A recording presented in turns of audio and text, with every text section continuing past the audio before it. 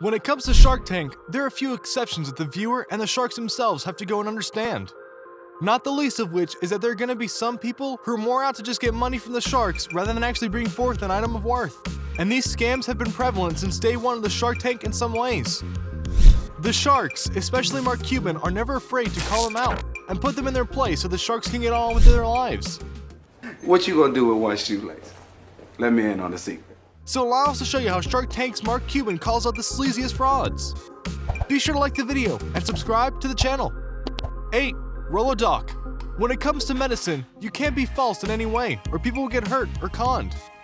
Which, trust us, this happens a lot and it's honestly one of the sadder parts of our society. So when two doctors, and yes, they were real doctors, tried to pitch a social network of doctors for patients, the sharks were not only mad, Mark Cuban was ticked. He literally got up and shook their hands and said that they'd given the worst pitch ever for Shark Tank. He told CNBC, "Typically, I don't like to be mean to entrepreneurs, but these were two doctors who I think thought they could just know us and mislead us in thinking that because they're doctors, they're smarter than all of us. And while the sharks have gotten animated in the past, this was different." Mark was clearly furious and didn't want anything to do with these schmucks, and made that clear from the get-go. So if you're able to do that with Mark Cuban, yeah, you're doing something wrong, and this isn't the only time when Cuban and the sharks went after fakes. 7. The Skinny Mirror. Belinda James appeared on Season 8 to sell the sharks a skinny mirror, a custom mirror targeted to women that makes the viewer appear slimmer. James valued the business at $1 million, asking for $200,000 in exchange for 20% of her company. The sharks heavily criticized the product for not only perpetrating society's body image issues, but also not even being particularly original. Plus, another shark noted the mirrors are already out on the market. They're in fun houses. The truth is, you're lying to people. I'm out. But I also forbid any other shark from investing in this.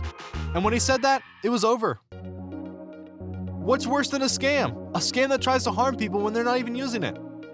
6. Vest packs. Two guys came in and revealed that their daughter invented an alternative to backpacks, called vest packs, when she was 12.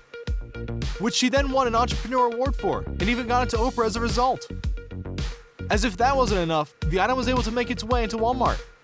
While the idea may sound clever in certain ways, there's honestly nothing wrong with the backpack, and the Vestapack aren't the most stylish thing ever, and that resulted in terrible sales. But wait, that's not the twist. The twist is that when the daughter invented it, she was 12, in 2003.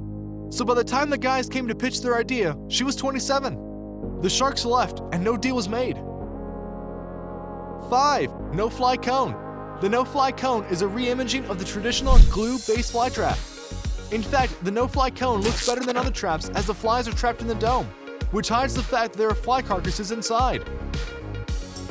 Bruce Gaither seemed to have something going for him. After all, Bruce had a real problem with huge number of flies in his barn due to the presence of his dogs and horses. The problem? The attractant for the no-fly cone is dog manure.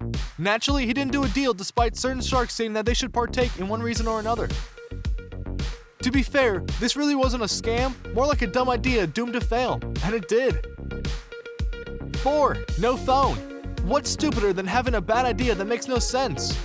Pitching an item that is literally nothing but a piece of plastic and stating that it's the next big thing. Two guys came in and pitched the no phone as this generation's version of the pet rock. But again, it was just a hunk of plastic that was supposed to help you keep you off your phone. Except that wouldn't work because that means you have to carry it around all the time to be a viable substitute. Not only did sharks refuse to make a deal with them, for very good reasons obviously, but they also went and questioned why they were brought on the show, and the audience agreed. The audience blasted ABC for letting this onto Shark Tank when other legitimate ideas could go and be heard. So it's a scam in an item, and a scam in it that took valuable time. 3. Squirrel Boss. Squirrel Boss is a squirrel-proof bird feeder that uses static shocks as a deterrent, which sounds very violent, and it is. Funnily enough, the sharks took turns trying out being electrocuted by the contraption. They were all shocked as the power of the Squirrel Boss was more than they anticipated. What's more, as they dug into the product itself, they found it had a key flaw. Mainly, you have to activate the shock. It's not a reacting device. Not very convenient. They also discovered that Michael DeSanti was not able to secure a patent for his product. He deflected this, but anyone who watches Shark Tank knows that not having the patent is almost always a deal breaker. Funnily enough, he did get investments from other sources before Shark Tank, and was able to pay back some of it, but also used it for terrible marketing strategies that didn't help at all. Michael asked $130,000 for 40% of his company, but did not get a penny from the Sharks. The Sharks were perhaps right not to do this deal, as the product has since reviewed numerous complaints in the Better Business Bureau and Amazon websites. Plus, don't forget about PETA. The Sharks themselves were taken aback by the power of the electric shock. So how do you think the squirrels feel? It's an animal rights violation in every way, and thus from start to finish, this is a dumb idea and clearly a scam. 2. Bedrider. There are multiple things they need to do in order to have a successful Shark Tank pitch. You need to have a product worth investing in. You need to be able to sell the product well, and just as important, you need to be able to answer the Sharks' questions to a reasonable degree, else be left in the dust. For George Conway, you could argue that he had 2 of those 3, but the third one was lacking, and it's not the one you think. He had a product called Bedrider that was a safety seat for the back of pickup trucks. Thus, a good product to invest in theory. George himself was animated and had a good sales pitch. But when he asked questions about his product, he couldn't answer there straightly, including not confirming whether he honestly tested his product to a good extent. Which is kind of important in this case. As a result, the Sharks didn't invest in him because they couldn't trust what he was saying or selling. When you leave the tank, I want you to take that truck and drive it off a cliff, Kevin O'Leary told him. 1. Ionic ear. There's some really odd ideas out there in the world today, but in the case of Darren Johnson, he thought it was a good idea to go to the Shark Tank with the Ionic ear, a Bluetooth device that would be implanted just below your ear. As in the literal sense of the word, you need to have it literally implanted into the head for it to work.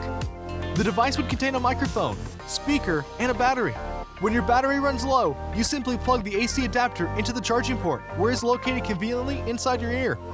Darren went into the Shark Tank asking for $1 million for a 15% stake in his company. The Sharks had a hard time taking this one seriously, and they all dropped out as soon as they understood what he was pitching. What are the problems with this device? The customers would have to go get the product, then schedule a surgery so they can put it in their head, which would cost a lot, no doubt. And if there was a new model they had to have another surgery just to take the original taken out and a new one put in. There's no way the FDA would approve such a device, and the Sharks knew it. It's one of the weirdest scams in Shark Tank history, and we're glad it's on the market. So what do you think? What do you think of this look at the times where Mark Cuban and the other Sharks called out various inventors for their scams and sent them packing as a result? Are you happy that the Sharks didn't hold back and sent the wannabes home? Do you wish that Shark Tank did a bit more vetting so that these scams wouldn't even be put on the air? Do you know another scam from Shark Tank that should be on this list? Let us know in the comments below. Be sure to subscribe, and we'll see you next time on the channel.